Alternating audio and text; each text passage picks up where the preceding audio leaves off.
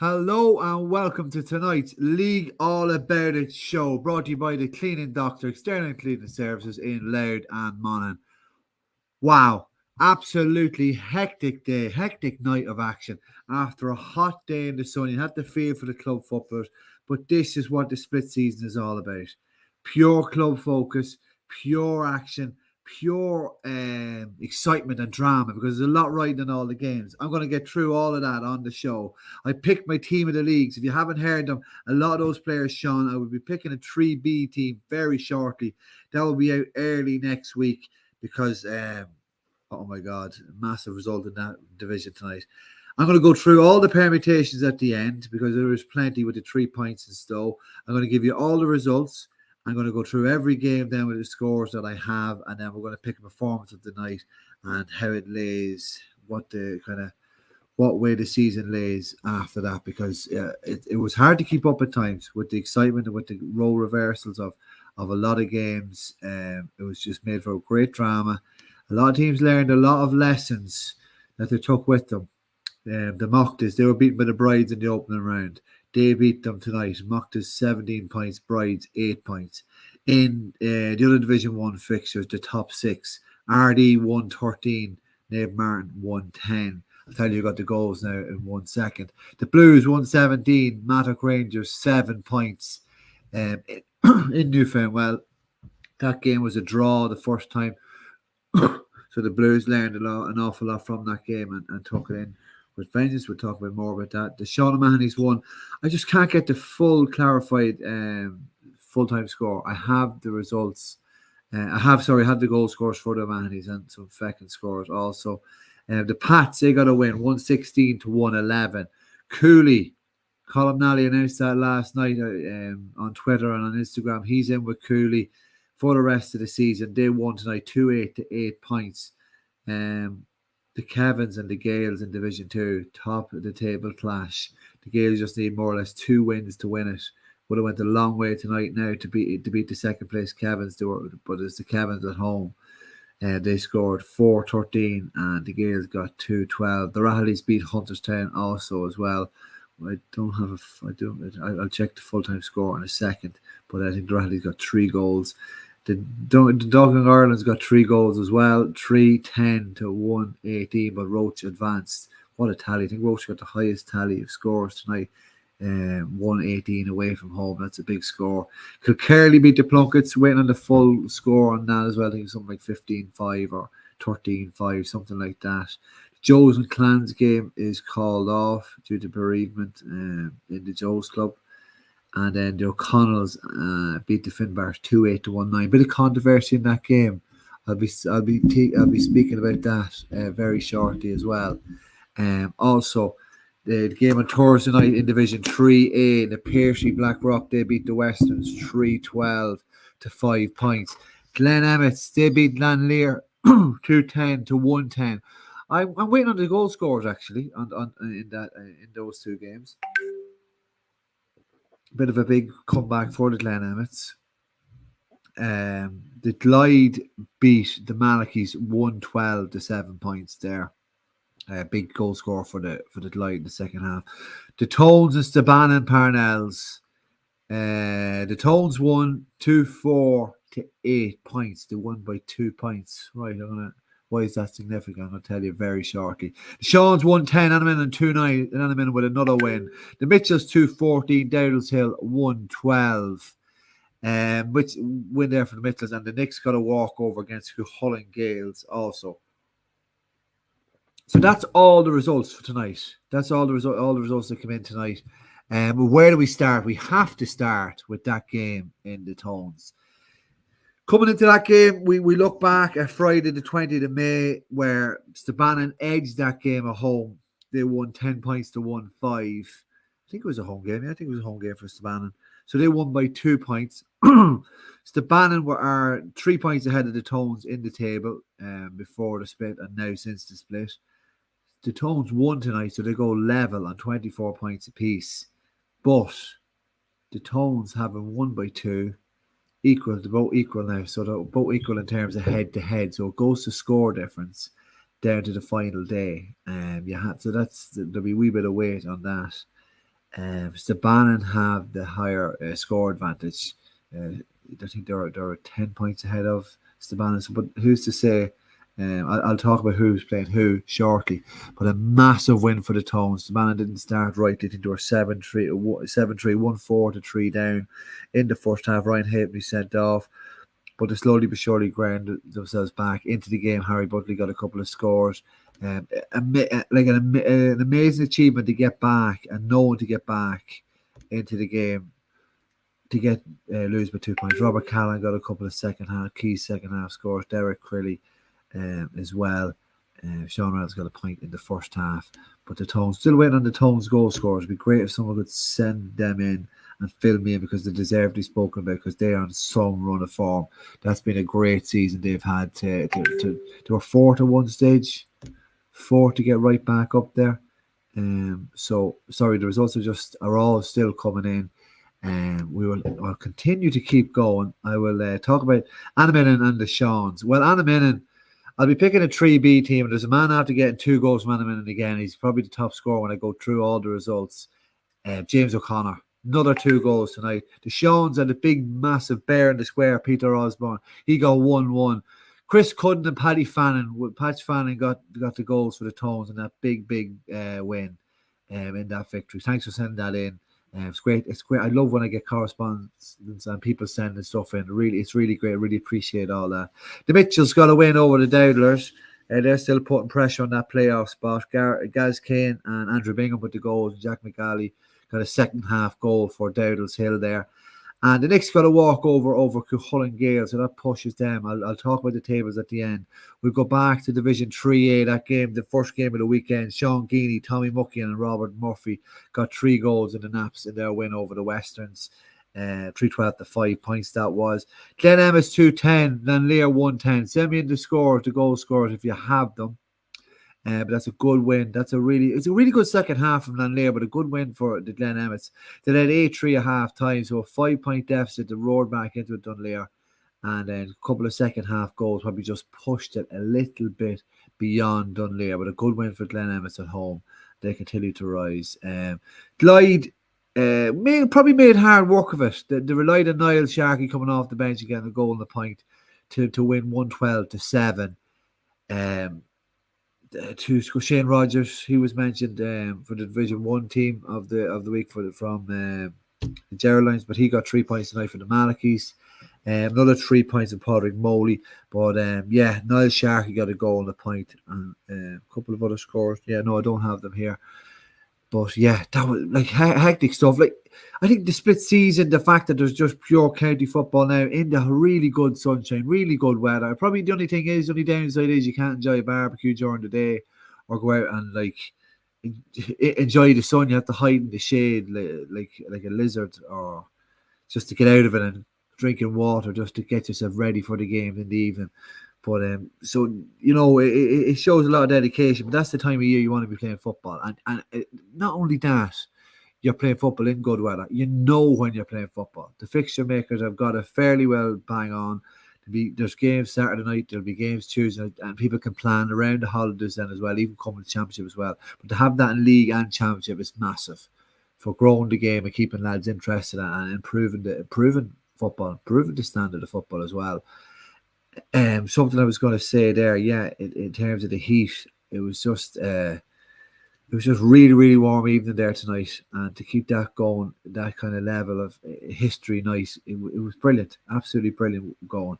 Controversy in Division 2. We started at the bottom of Division 2. The O'Connells beat the Finbars, local rivalry, 2-8 to 1-9. The O'Connells won.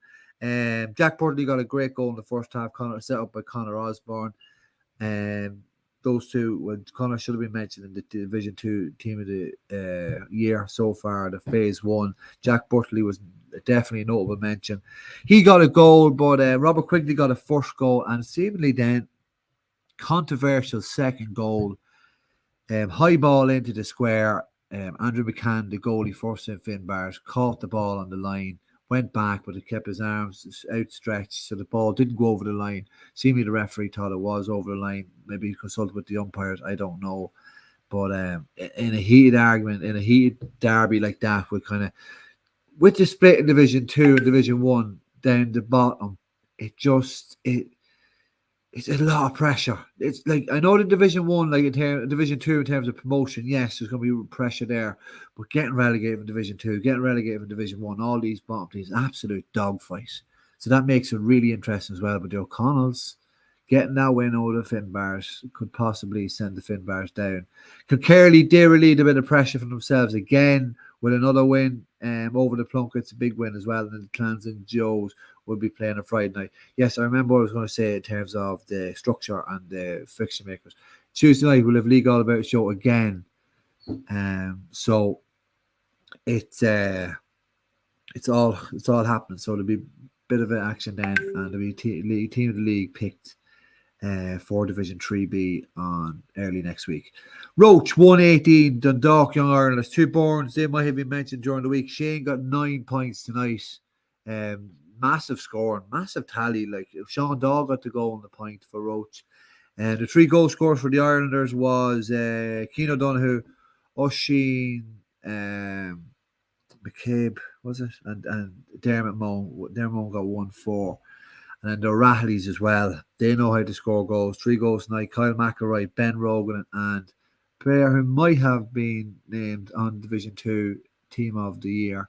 One of the defenders, a scoring defender, Emma King. He seemingly got a worldly of a goal tonight. So that's a big win over Hunterstown. You know, I think that was a reverse of the fixture as well.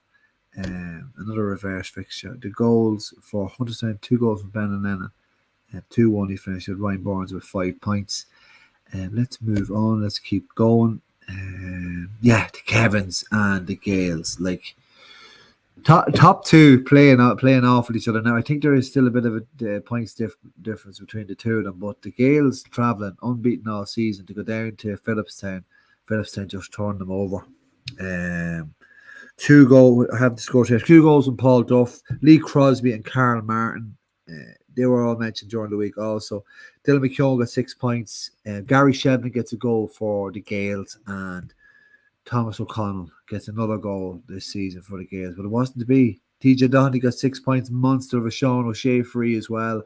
Drove them over the line, and that's a massive win. They're in serious run of form at the right time, pushing themselves right up the table, getting players back, building the panel. Thomas McNamee's doing a great job there with the Kevins, and like, they got a lot of mentions during the week and a lot of players on that team of Division 2. So credit to them. And that is all of Division 2 covered. Yeah, it is. The Mahoney's 3 goal scorers. They were Stephen Kilcoyne got 2, Terry Kelly got 1. It was a big win for the Mahoney's. Looking at the both teams' team sheets, I think the Feckins only had 3 players from the intermediate final win last season, so that's fair going. But the Mahoney's, like, to travel away down to Bewley was a big win, and it showed they were up for it. They showed they were up for the fight of getting out of Division 1, and they're the great survivors. To be fair, Kyle Megan, Sean, in his first game in goals for the Feckins, son of Jim. So credit to him. Niall Devlin as well continued to keep that score and run and keeping them ticking over. He's one of the 3 players that played in the championship final last season, but the Mannies were just too good all over, and it'll boost them going down the stretch, especially starting this split run as well. The Pats got a great start as well, 116 to 111 winner. Aidan McCann with a point. Martin McEnany gets a score as well. Cottle Grogan gets the goal just before half time to push them on and drive them into the second half, and then Jim McEnany gets I think it was more or less a consolation goal for the Geraldines in the second half. Cooley Kickham's, the Columnally effect, 2-8 to 8 points. The score was they were winning 5-3 at half time. James Riley and Mickey Rafferty gets the 2 goals for Cooley after the break. That's a big win for them, because then you can feel the pressure already mounting on the Feckins and the Dreadnoughts and the Geraldines from that loss. I'm going to talk about the tables very shortly, but you know, like, you have to feel the pressure down there. The Mocktas, they didn't feel the pressure tonight. Declan Bourne back, kicking 6 points, I think he got in total. Cormac Smith got a couple of scores. Eamon O'Neill got a point. Kieran Casey Bourne got 2 points. Jerry Garland got 2. He was mentioned. Conor Garland, he was mentioned during the week also as well. Oisin Cannon, I forgot to mention him. He got a couple of scores at the half a couple of weeks ago. Craig Lennon and We're getting someone there. Maybe it's Conor Garland, maybe. No. But they led 7-5 at half time against the neighbours, and they turned them over and got revenge for the early league victory that they suffered to their local rivals, the Brides, at the start of the season. So that's a big win for the Mocktas, and they are powering up that table as well. They're not relenting whatsoever. They're eyeing their first senior trophy, be it league, be it Shield and Cup, or be it the elusive Joe Ward. Let's go back and see. Mattock the Blues, Colm Judge. It was more or less Kieran Downey gets the goal to start of the game, and that kind of set the tone. Colin Fleming got a free to pull a point back with Shane Hickey to make it 1-8-4 at half time. But Cooley just piled on, or not Cooley, the Blues piled on the pressure. The start of the second half kind of stretch the lead, bring their advantage out. I think they hit 4 in a row. Maybe Colm Judge got a couple. Kieran Downey, Darren Alley impressive at right half back. Just tagged on a lot of scores to get to bring the tally up to 117 on a hot night at home. So they can do that to you, the Blues, and they're showing that they use their time off wisely, and they're getting back up the table as well. Sorry, I've just been corrected. Barry Sharkey. Niall Sharkey was missing. Barry Sharkey got the goal for Clyde. Thanks very much for sending that in.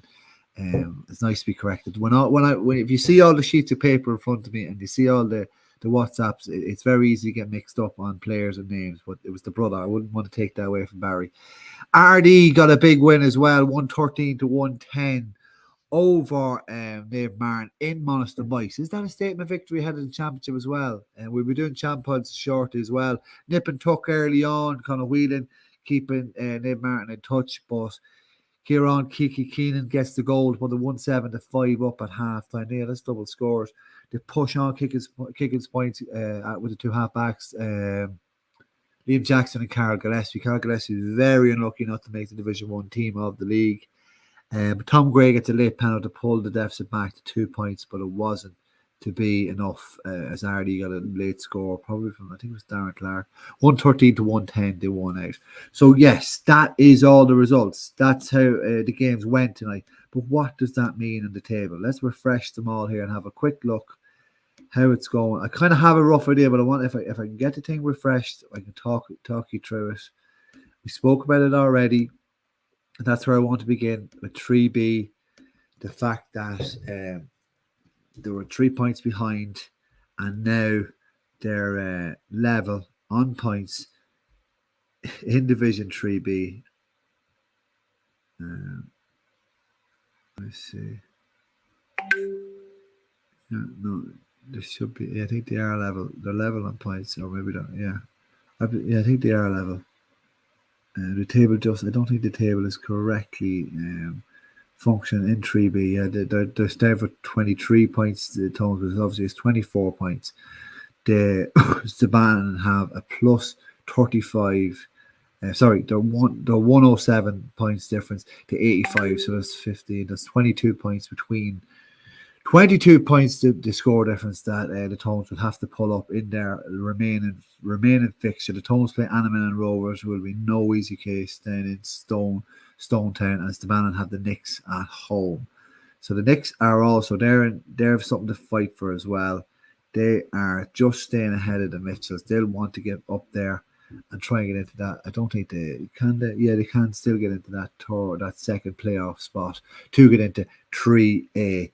Speaking of 3A, let's go and have a look now. I'll see whatever one is I have. Yeah, so the Kevins, they're what are they now? They're a win behind the Gales after that. So the Gales suffering their first loss. They're still 3 points ahead of the table. I don't think the tables are updated correctly. They're still giving that 2 points. It should be 3 points on it. But yeah, so that's the difference between the two sides at the top. Down the bottom as well, the Plunkets are down in bottom place. The Finbars are still second from bottom. And then the Clans and Kilkerley are powering up as well. They're still, Kilkerley will overtake the O'Connells and the Joes also with that win tonight. The Islanders have been overtaken by Roach. The Rattleys are right up there now in third place as well. And who did they play next? I have a feeling that the Rattleys play the Gales. Yeah, they do. They play the Gales next weekend. That'll be a big game. The Kevins play Roach, and the Irelanders play Hunterstown. That'll be Tuesday night. I'll be doing a live show on that also on Tuesday night, probably 9:30 again. Let's have a look and see what way it lands now. So you have RD win. They're the top team, along with the Blues, along with the Moctus. So those three teams are not relenting. It looks like a three-way shootout between those three teams. Mattock is still in fourth. The Pats then, sorry, not the Pats. Yeah, no, that's not format. That's kind of got mixed up now. The table is not split properly. So you have the Brides are right down in bottom of the top six. The Martins then are in fifth place, and the Mattock are fourth. So the Pats have obviously got that win, but they're the top of the bottom six. The Dreadnoughts are now joint points with Cooley, and I'm looking at the head-to-head. I have a quick scan here for how that head-to-head went with Cooley and the Dreadnoughts in the first game. Let me see it here. I'm not going to probably have time to check it. No, I'm not gonna have time to check it. Although I want to, I will have that checked out. But the Feckins are just hovering above Cooley, and the Mahanys are up there now, just tucked behind level on points with the Geraldines, with the Pats top of that bottom six. So fair dogfight there between the local rivals, the Feckins and the Dreadnoughts, with Cooley looking to get on a bit of form at the right time. And then 3A, let me see, 3A, is that loading up? Let me see, is that loading up? I'll try and get it.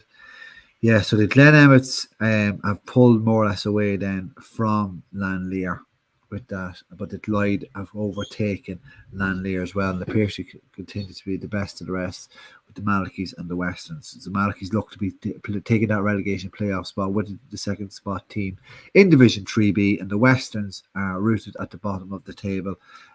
Played 11, lost 11. So that has been the League All About Show, brought to you by the Cleaning Doctor, External Cleaning Services, Laird and Monaghan. Thanks to them and all their support. Thanks to you for supporting and signing up and listening.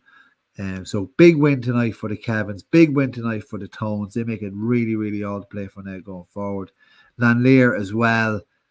Just couldn't get the Glen Emmets, pipped them back, but the three teams at the top, RD at top of Division 1, RD, the Blues and Moctus in the historic split season night have made it really, really enjoyable, really high scoring football, good, proper, hard ground, summer football.